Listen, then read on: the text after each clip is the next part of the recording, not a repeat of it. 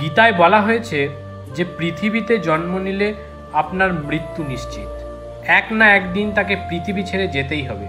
হিন্দু ধর্ম মনে করে মৃত্যুতেই সব শেষ নয়, আত্মা চিরকালীন, তার লয় নেই, ক্ষয় নেই।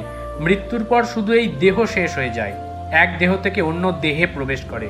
সেই কারণেই হিন্দু ধর্মে মৃত্যুর পর নানান নিয়ম রীতি পালন করা হয়ে থাকে।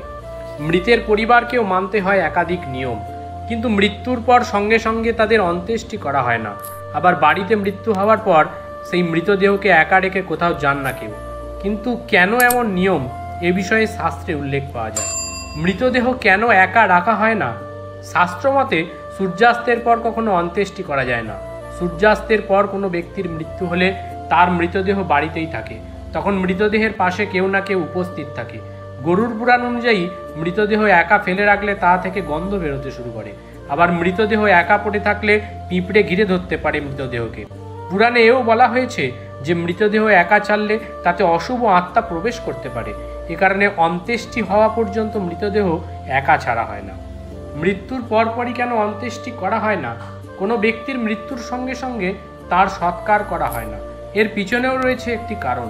শাস্ত্র মতে যতক্ষণ মৃত ব্যক্তির শরীর সম্পূর্ণরূপে শান্ত হচ্ছে না, ততক্ষণ দাহ সংস্কার করা যায় না। এছাড়াও শেষ দেখার জন্য সেই মৃত ব্যক্তির আত্মীয় স্বজনেরা অপেক্ষা করা হয়। এই দুটি কারণে মৃত্যুর সঙ্গে সঙ্গে দাহ সংস্কার করা নিষিদ্ধ। অশুভ আত্মা প্রবেশ করতে পারে। গরুর পুরাণে বলা হয়েছে যে মৃতদেহকে একা রেখে চারপাশে ঘুরে বেড়ানো অশুভ আত্মা মৃত ব্যক্তির দেহে প্রবেশ করতে পারে। এ কারণে শুধু নিহতের লাশ নয়, পরিবারের সদস্যরাও বিপদে পড়তে পারেন। ক্ষতিকর ব্যাকটেরিয়া। জীবিত মানুষের মধ্যে যে স্বাভাবিক রোগ প্রতিরোধ শক্তি কাজ করে তা মৃত্যুর সঙ্গে সঙ্গে নষ্ট হয়ে যায়।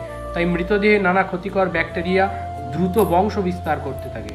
তাই মৃতদেহের পাশে কারো থাকা দরকার, যিনি ব্যাকটেরিয়া নাশের জন্য সমানে ধূপ জ্বালিয়ে রাখতে পারবেন। পোকামাকড়ের উপদ্রব। মৃত্যুর পরে শরীরে নানা পোকামাকড়ের উপদ্রব হতে পারে, এতে মৃতদেহ তাড়াতাড়ি নষ্ট হয়ে যায়। তাই মৃতদেহ একা না রেখে সেখানে অবশ্যই কারো থাকা দরকার, যিনি এই সবের খেয়াল রাখতে পারবেন। পঞ্চকে মৃত্যু হলে কিভাবে অন্ত্যেষ্টি করবেন? পঞ্চক একটি অত্যন্ত অশুভ যোগ।